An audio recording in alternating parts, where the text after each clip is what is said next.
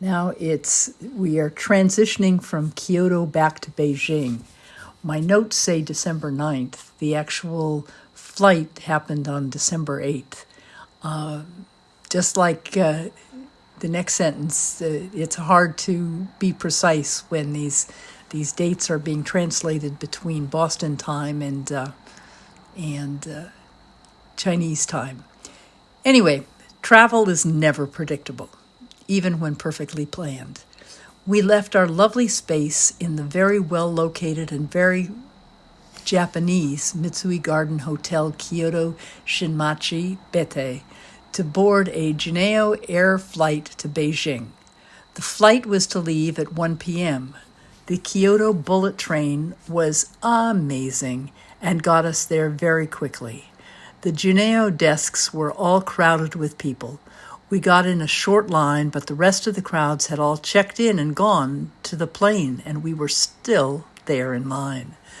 The person at the desk said we did not have a passport to go to China.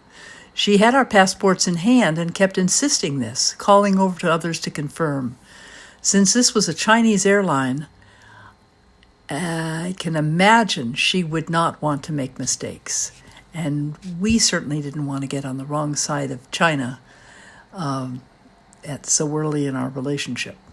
Our claims that we'd already been to China and had our passports approved for entry a number of times did not faze her determination to keep us from sneaking into her country.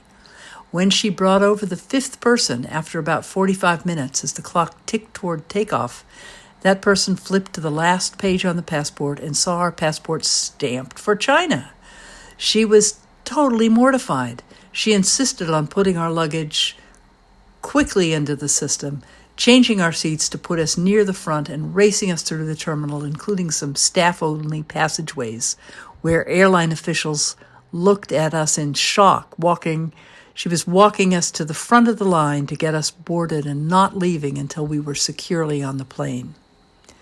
In the air, I couldn't resist even more photos of the high-rise developments connected by empty highways.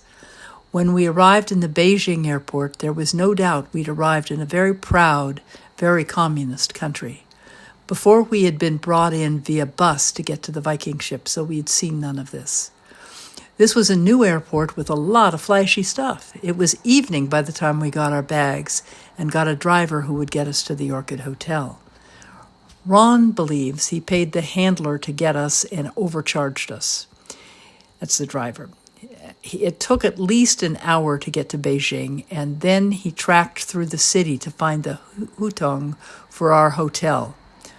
Whatever we paid was worth it. We no longer had the Viking cruise staff to help us with Chinese tech issues. This driver, traveling at least 60 miles an hour, not only set up my phone with WeChat, but got me used to it by typing, saying things to me, and passing the phone back to me to hit the right buttons and respond. WeChat turned out to be essential in China for all kinds of things. We arrived at the Orchid Hotel after dark, going in through the wrong door. It's a small hotel on what felt more like an alley, crowded with parked motor scooters, cars, wagons, bikes, tables, and more.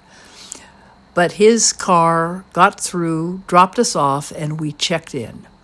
Looking back, this was the best hotel of our trip. We were guided from the main reception room, like a living room, small and friendly, through an outdoor passageway about 10 steps to an ancient wooden door that required an ancient, huge brass key about 6 inches long to open. We had a little outdoor terrace, way too cold for us to use in December, and inside was warm and cozy with fruit and drinks laid out, etc. It was a start to a fabulous day. I think we probably went to their rooftop restaurant because of the time. We never ate dinner anywhere else in China after being there. I've never had such deliciously prepared food. The restaurant had only about 10 tables. The night we arrived, a British touring company was just celebrating their run of Shakespeare plays at a Chinese theater. Apparently, it was very well received. But we didn't see it because it was the end of their run. Back to the food. Every day, we meant to take a picture of what we ordered. Every single day. We started eating as soon as the plate hit the tables. So there are no photos. I am guessing the chef, who is not Chinese and probably trained in France. So delicious.